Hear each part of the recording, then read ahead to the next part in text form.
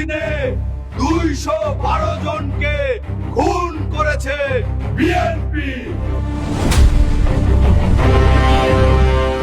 শুধুমাত্র নিজের দলেরই 143 জন আন্তঃকন্দলের শিকার হয়ে নিহত হয়েছে। মানুষের জান মালের নিরাপত্তা দেওয়ার কথা বলে সেই বিএনপির হাতেই খুন হয়েছেন সাধারণ মানুষ, সাংবাদিক, এমনকি খেটে খাওয়া শ্রমিক। যেই দল টাকার ভাগ বাটোয়ারা আর চাঁদাবাজির জন্য নিজেদের 143 জন কর্মীকে হত্যা করতে পারে, তারা আপনাকে বা আপনার সন্তানকে কিভাবে নিরাপত্তা দিবে? আধিপত্য নিয়ে বিএনপির দুই পক্ষের সংঘর্ষ, নিহত কলেজ ছাত্র। ফরিদপুরে ভ্যান চালক হত্যা মামলায় প্রধান আসামি কৃষক দল নেতা। মাদক নাপিয়ে যুবককে হত্যা করল ছাত্র দল নেতা। মেয়েকে বিয়ে দিতে রাজি না হওয়ায় রিকশা চালককে পিটিয়ে হত্যা, স্বেচ্ছাসেবক দলের নেতা আটক। পাহারাদারকে হত্যা করে গরু লুট, নেত্রকোনায় যুবদল নেতা সহ গ্রেপ্তার 3।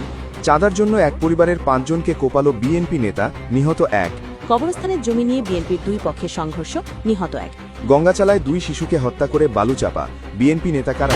500 দিন টেকনাফ থেকে তেতুলিয়া, শুধু আধিপত্য বিস্তারের লড়াই আর লাশের মিছিল। আপনি কি চান আপনার এলাকা আবারও এমন সন্ত্রাসের জনপদ হোক, চাঁদাবাজ আর লুটেরাদের আখড়া হোক? টিআইবির রিপোর্ট অনুযায়ী 5 আগস্ট পরবর্তী 91.7% সহিংসতার সঙ্গে বিএনপি সম্পৃক্ত।